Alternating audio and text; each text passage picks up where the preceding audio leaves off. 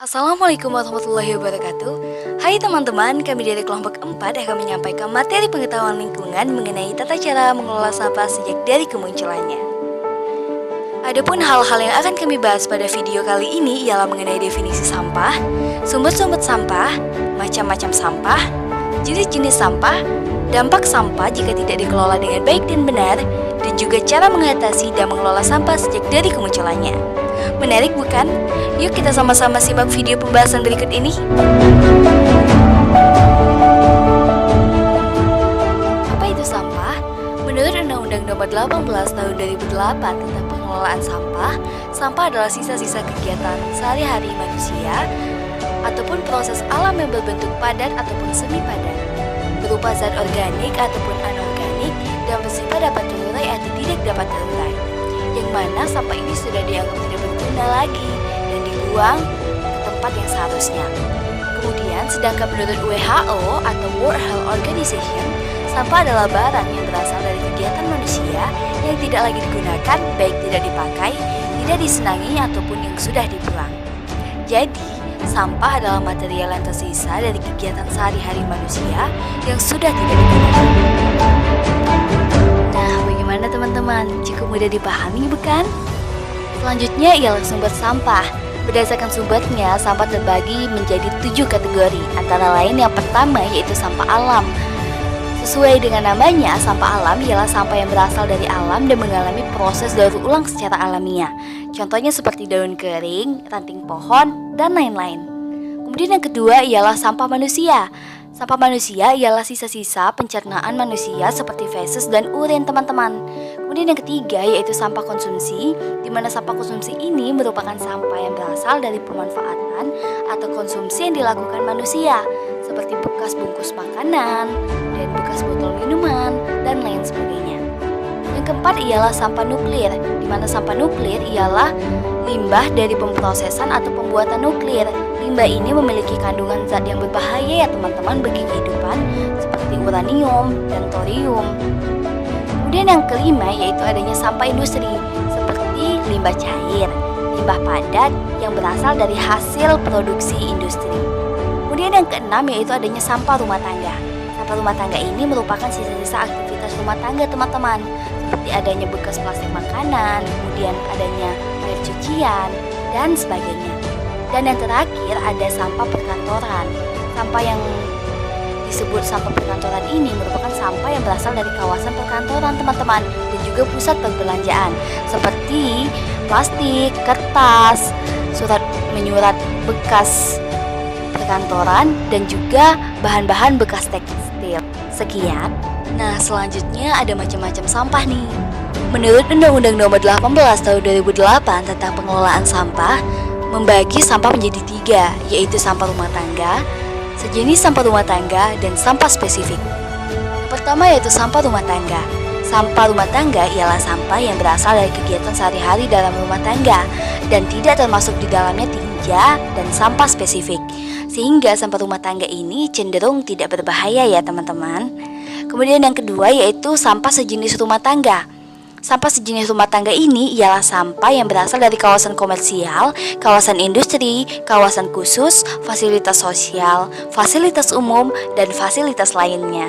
Kemudian yang terakhir ada sampah spesifik nih, di mana sampah spesifik ini ialah sampah yang karena sifat, konsentrasi, dan volumenya itu memerlukan pengelolaan khusus. Contohnya sampah yang mengandung B3 dan limbah B3. Kemudian sampah yang timbul akibat bencana alam. Kemudian sampah atau puing-puing bongkaran bangunan. Dan yang terakhir yaitu adalah sampah yang secara teknologi belum dapat diolah atau sampah yang timbul secara tidak periodik. Bagaimana, cukup bisa dipahami kan teman-teman? Selanjutnya ada jenis-jenis sampah. Berdasarkan jenisnya, sampah terbagi menjadi 2 jenis, yaitu organik atau sampah basah dan sampah anorganik atau sampah kering. Sampah organik ialah sampah yang berasal dari sisa makhluk hidup yang mudah terurai secara alami tanpa proses campur tangan manusia untuk dapat terurai. Contoh sampah organik ini seperti sayur busuk, buah busuk, dan daun kering, dan masih banyak lagi. Kemudian ada sampah anorganik, di mana sampah anorganik ini ialah sampah yang tidak mudah membusuk dan sangat susah untuk terurai oleh alam. Sehingga jika jumlah sampah anorganik ini menumpuk pada tanah akan mengakibatkan pencemaran tanah dan lingkungan sekitar nih teman-teman. Contoh dari sampah anorganik ini sendiri seperti plastik, kaca, karet, dan lain-lain. Adapun beberapa dampak negatif yang dapat ditimbulkan dari sampah ini begitu banyak loh teman-teman. Oleh sebab itu kita harus menjaga cara pengelolaan sampah sejak dari kemunculannya ya.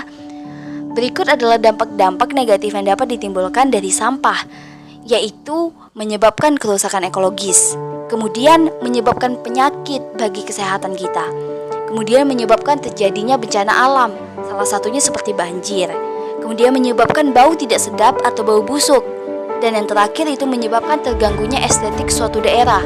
Maksudnya di sini ialah nilai keindahan dari suatu daerah. Jika daerah itu dipenuhi oleh tumpukan-tumpukan sampah, maka nilai estetik dari suatu daerah itu juga akan berkurang tentunya. Nah, bagaimana? Bisa dipahami kan? Nah, yang terakhir, bagaimana nih cara kita mengatasi dan mengelola sampah sejak dari kemunculannya? Mengatasi sampah dapat dilakukan dengan konsep Zero Waste. Zero Waste ini merupakan konsep pengelolaan sampah yang mengintegrasikan prinsip 3R, yaitu reduce, reuse, recycle dengan pengelolaan sedekat mungkin dengan sumbernya. Reduce ini merupakan upaya untuk mengurangi timbunan sampah pada sumbernya. Reuse ialah upaya pemanfaatan kembali sampah atau barang yang tidak berguna lagi.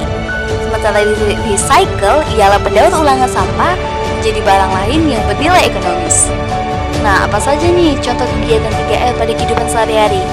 Yang pertama itu reuse. Contohnya yaitu menggunakan kembali wadah yang sudah kosong untuk fungsi yang lain, dan memakai kertas yang masih kosong untuk keperluan menulis.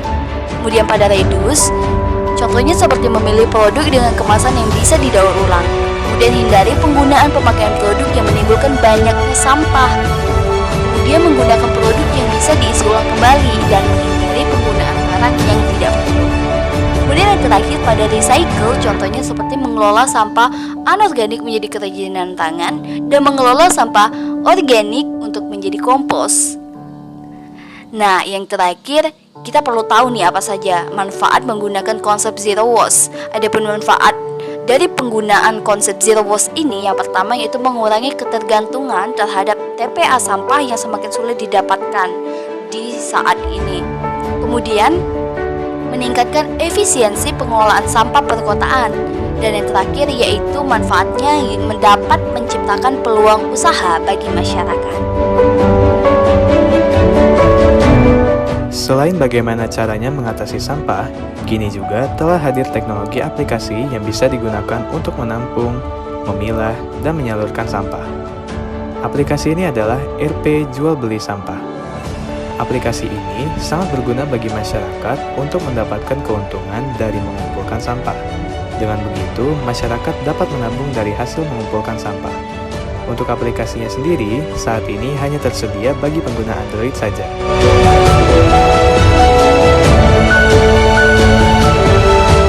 Nah, tidak terasa nih teman-teman, kita telah sampai di akhir video pembahasan kali ini. Semoga apa yang kami sampaikan dapat teman-teman terapkan untuk sama-sama menjaga lingkungan di sekitar kita ya. Yuk teman-teman, kita sama-sama jaga lingkungan sekitar kita agar terbebas dari sampah, dan manfaatkanlah sampah agar dapat kita kelola dengan baik. Sekian dari kelompok kami. Wassalamualaikum warahmatullahi wabarakatuh. Sampai jumpa.